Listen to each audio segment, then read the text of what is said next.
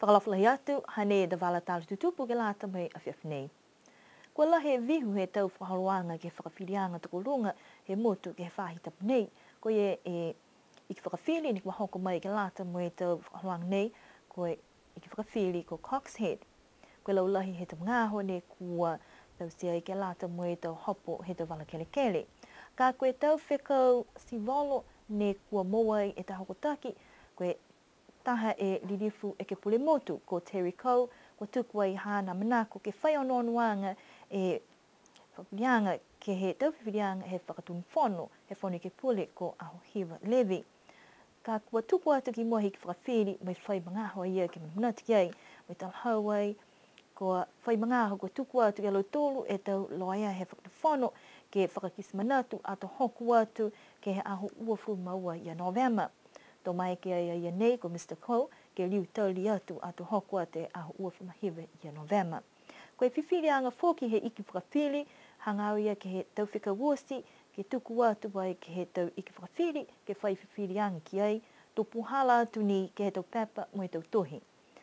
Hahai ki ai whoki, tōlu e hokotaki ke he tau tangata ni ko manako ai ke wewehe ai mai he tau whakawhituianga, koe hoana mo taane, ni kua whakamoori mo e tali ai e iki whakawhiri ki ai, taha whoki ni kua tuku atu ke whai mangaho, ke matutaki atu ai ke he tangata, tātou e tō pepa ke tō mutu kehe, ke mai ki ai ke whamūri ai, mai wewehe ai, hoana mai tāne. Koe hewe whakawhirianga ni kua tuku atu ai he tau leo leo, toko whitu ni kua whakaholo atu ke tau kahau, ka koe ua ni kua amanaki ai ke whakahoka aho i niafi, ni whakaholo ai whoki, ke he mga aho whiawhi he aho nei, tō whai kisikisianga ki ai, he tau mga aho i mua. Koe tau kumikumianga ke he ngangau rheumatic fever he tau aonga, kua moa, kua whai whānau fōu ni kua moa i he ngangau nei.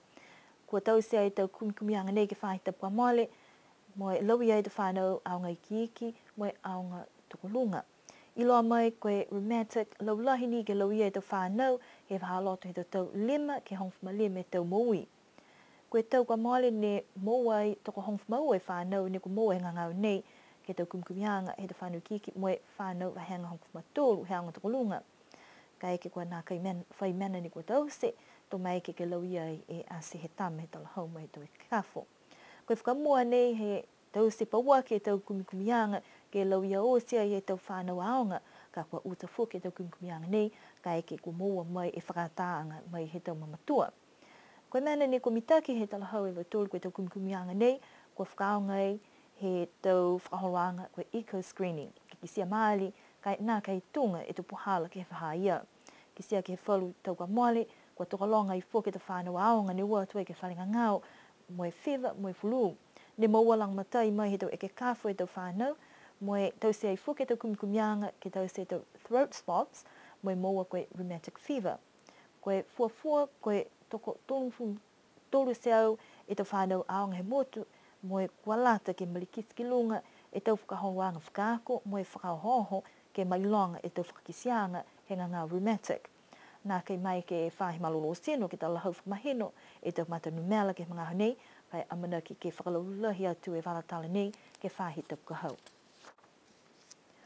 Tupe tokalonga e tau tangata he motu hakua nā kei mitaki whala laini telefoni. Sipihia whoki ke whala tau whakahoanga pa nā kei whai internet. Koe tau le kua nei, kua tu e whahi tapu hakua nā kei ngā hui tau laini telefoni. He takitaki he whainga hua ko tutuli heka, hane whai lole whainga hua ke lang matai e tau whakaholoanga, ha kua kū whoki e puke tangata ngā hua halo tōru, kua iloa whakalaulahi ke tau ngā hua pehe nei. Pese ia hane whai lole ke tau siai e tau ngā hua ki vai ia mo ha kupu ke whakamoui e tau laini telefoni, si matutaki atu whoki ke he whalu le kua tutupu. Ha kua lahi whoki ngā hua ke tau laini telefoni ke tau maanga ke whakaholoanga whahi tau ke lau, he motu pehe Mr. Hacker, koe whakamakamaka whahinga hua he mga honei ke whakamau maupopo e tau whakahoanga hakua longa lahi whuki e tau ngā hua. Koe hana whuki e tau whakailoanga ke whakamalimoli ke tau tangata ke tau le kua moe ke whai whakakisianga si matutaki ke he matapatu ofisa ke lari whakalohi e whahinga hua ke oa tuai ke tau kaena ke lang matai ki ai. Lahe vevele he la ini nei, kai lohe whia whoki he tangata ni kua huhu atu ke whakaholoanga rockman, rockwoman he motu ke lata mai tau uawhe hongfu matolu. Monuina la he taani mai hoana ni watu e ke whakaluanga nei, kua kautu e tanga taani ko Andrew Abakan, he langa he taani ke he kakau, he ke piskala moi poi, kai kautu hana tokoa mai he tau whiwhine. Pe hea lau nei whiawhia lahi ke he whakaluanga nei, ka kua lahi e vela, koe mehana ni kua whiawhia lahi whoki he talahau e laua, tō lahi whuwhala he tamunda kawi, kua oa tuki ai. Koe sampiani he tau kua moale ko Rick Graham, pe hea ia, la he whiawhia hana, pese kua tū ua, ka kua kisia kua tokalonga tu whoki e tau tangata ne kua umai whafo he tau nei, ke kau whakalataha ke whakalonga nei simitaki ke lata mo niwe. Whiawhia whoka ia ke tau whanau, mo tau matakau niwe ni kua huhu atu ai ke tau whetoko nei. Pe he matakau lafi he tau niwe, la he mitaki kai hai ni whalua mena ni kua lata, ke riu ke anoan ki ai. Mitaki hom ka na poyo ni ayang ka matori mui ko tai e mapisi la ya ga poisi mo me to ko mo he ta ha ko ni mo ko fo tu fi ham dole mana ta ko lenga tuo mata ko mato ala ai mitaki na e to faula ai ke lata me to fata ni we mana ta he mitaki si na ki na ke hau fo ke to ka hau he tanu to he malolo he mta ko ham tole ham ni ke lata ia mo langa Hamo. tu fi ha Ai di loa mone, ka ko mo tōru ni whakaosi. Ko ni whakaosi ka he whanau e pasikala ko e. Tutu ka kau mo tōru ni hoko mo whakaosi ke he wāfo he mo ta kaulai. ko ha ni fausi he kakau ha ke ai ka i loa tama ke kakau po ke o ka Laura hi hata tōru ni ko mo hi ni si mo si o ke ko ke is putu ko whae ko lewa te tausi tunga hoe si o mai. e se mana tu hau ka ono te ke ko happy na tolu ka koe ama mana ki na ka ke tau ka hau ke whakau hoho lo tolu ke seu ka Ko vitai tala ke ngum na foi si na hoe mta mai. Swimming pool wan, home ka kau he tam. Men ni ni via fia la hi o ke he os. Complete ka he kos. Ese ni tua kai osi he tos. ka tota he malolo hau ke he tau whakaholoanga sipote ko hinga te mana tau ke whakau hoho ke lo tolu whala tau whata me tau patu whata ke o mai ke kau whalata ke tau ka hau La he no mga ho ke whakaong. Ko tōra he la he o non TV ho la teo. Tunga au ha kom na ko he misikala ho tau niusi. Ka he hoa mori.